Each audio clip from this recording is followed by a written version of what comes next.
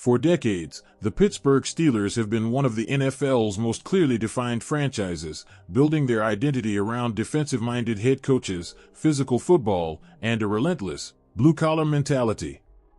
That approach delivered extraordinary results, 6 Super Bowl championships, a total that remains tied for the most in league history. While that mark could technically be surpassed in the coming weeks if the New England Patriots add another title, the Steelers' legacy as a defense-first powerhouse is firmly cemented. From Chuck Noll to Bill Cowher to Mike Tomlin, Pittsburgh's blueprint rarely deviated, and success followed with remarkable consistency. That is precisely why the organization's decision to hire Mike McCarthy as its next head coach sent shockwaves through much of the fan base. For weeks, many believed that a younger, defensive-minded candidate, specifically 39-year-old defensive coordinator Chris Shula, was the frontrunner for the job. Hiring McCarthy not only represented a generational contrast, but also a philosophical pivot. Instead of doubling down on defensive continuity, the Steelers opted for an experienced defensive-minded head coach, signaling a clear acknowledgement that the modern NFL demands evolution. Now, McCarthy steps into Pittsburgh with a mandate that extends beyond simply winning games.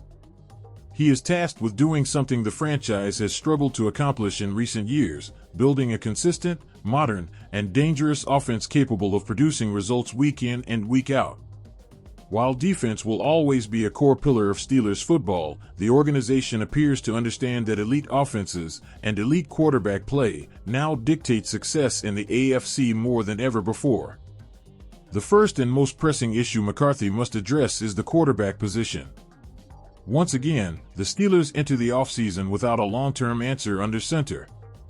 Aaron Rodgers returning for another season remains a possibility, and a reunion with McCarthy could provide short-term stability and intrigue. However, even if Rodgers does come back for one final run, that solution would do little to solve Pittsburgh's long-term quarterback dilemma. Whether the starter in 2026 is Rodgers, a young developmental option, or a bridge quarterback, the offense must be built in a way that maximizes efficiency, flexibility, and explosiveness. That brings the conversation directly to the receiving core. Regardless of who is throwing the football, Pittsburgh's offense has lacked consistent dynamism in the passing game for several seasons. Defenses have been able to key in on limited options, compress the field, and force the Steelers into inefficient, low-ceiling offensive performances. If McCarthy is going to leave his imprint on this team, the receiving group will almost certainly undergo significant changes. Ray Fittipaldo of the Pittsburgh Post-Gazette recently highlighted why McCarthy's arrival could mark a turning point for the Steelers' offense. Looking back at McCarthy's history as a head coach, Fittipaldo expressed confidence that Pittsburgh's offensive structure is due for a dramatic shift, one that leans far more heavily on wide receivers than fans have grown accustomed to. McCarthy leaned heavily toward 3 receiver groupings when he was the head coach of the Packers from 2006 to 18, Fittipaldo wrote. His usage of 2 tight end sets ranked near the bottom of the league in almost every season he coached the Packers. However, during his 5-year stint as head coach of the Cowboys, McCarthy adjusted his system and took advantage of the personnel he had at his disposal. That flexibility is a key part of McCarthy's appeal. In Green Bay, his offenses were built around dynamic wide receiver play and spacing concepts that stressed defenses horizontally and vertically. In Dallas, he adapted his philosophy to match the roster, incorporating different personnel groupings when necessary. That adaptability suggests McCarthy is unlikely to force a rigid system onto Pittsburgh. Instead, he will identify areas of need, and wide receiver stands out as one of the most obvious. At present, DK Metcalf is the only truly trusted and proven threat in the Steelers' wide receiver room. While Metcalf's physical dominance and playmaking ability make him a legitimate number 1 option, relying so heavily on a single receiver limits the offense's ceiling. Defenses can double him, roll coverage in his direction, and dare other pass catchers to win consistently. That reality makes it almost inevitable that Pittsburgh will invest heavily in the position, and all signs point toward doing so early in the 2026 NFL Draft. The timing could not be more favorable. The 2026 draft class is widely viewed as a strong one for wide receivers, offering both top-end talent and depth.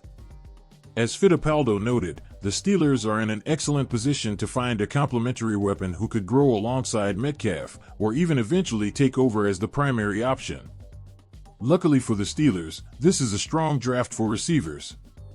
They can easily select a running mate for Metcalf who might someday take over as the number one receiver. Several names have already emerged as potential targets. Carnell Tate, Mekhi Lemon, and Jordan Tyson headline the group of elite prospects, each bringing a different skill set to the table.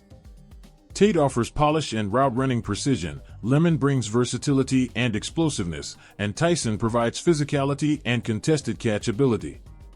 However, with the Steelers currently slotted to pick 21st overall, there is a very real chance that none of those three will still be on the board when Pittsburgh is on the clock, unless the team decides to trade up. If those top-tier options are unavailable, the Steelers will still have intriguing alternatives to consider. Prospects such as Denzel Boston and KC Concepcion could be in play, depending on how the board falls. Both offer traits that would fit well within McCarthy's offensive philosophy, particularly in an offense that emphasizes spacing, timing, and creating mismatches through multiple receiver sets. Given the relative weakness of the 2026 quarterback draft class, it would not be surprising to see Pittsburgh prioritize wide receiver over other needs. While the Steelers could certainly use reinforcements at safety, cornerback, and linebacker, an infusion of youth and talent at wide receiver may offer the greatest immediate impact. Pairing a first-round rookie with Metcalf could instantly transform the offense, creating matchup problems and forcing defenses to respect multiple threats on every snap. It is also worth noting how rare a move this would be for Pittsburgh.